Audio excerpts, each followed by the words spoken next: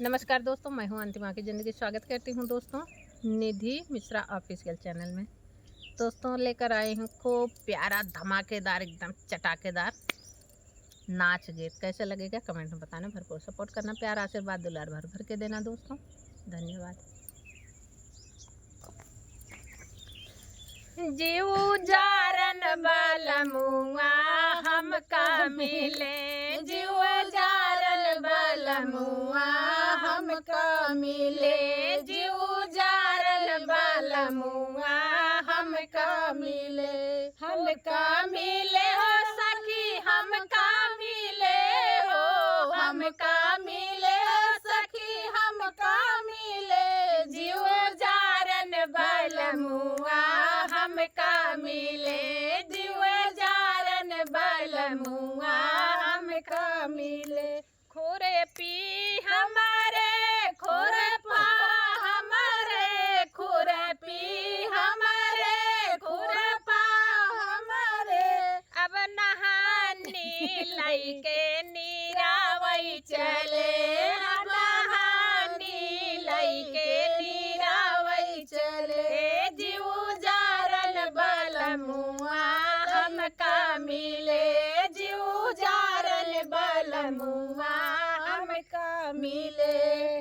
लोटा हमारे गिलसिया हमारे, लोटा हमारे गिलसिया हमारे, अब तलहा लइके ताले चले, अब तलहा लइके ताले चले, जीव जारन बलमुआ हमका मिले, जीव जारन बलमुआ हमका मिले।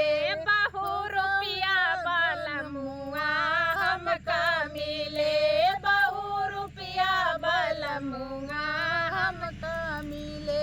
बिटिया हमारे बेटवा हमारे, बिटिया हमारे बेटवा हमारे, अब कुकुरी के पेल्ला खेलावई चले, अब कुकुरी के पेल्ला खेलावई चले, जीव जारन बलमुआ हमका मिले, जीव जारन बलमुआ हमका मिले, जीव जारन बलमुआ हमका मिले, हमका मिले हो सखी हमका मिले हो, हमका मिले हो सखी हमका मिले, जीव जारन बलमुआ हमका मिले, जीव जारन बलमुआ हमका मिले।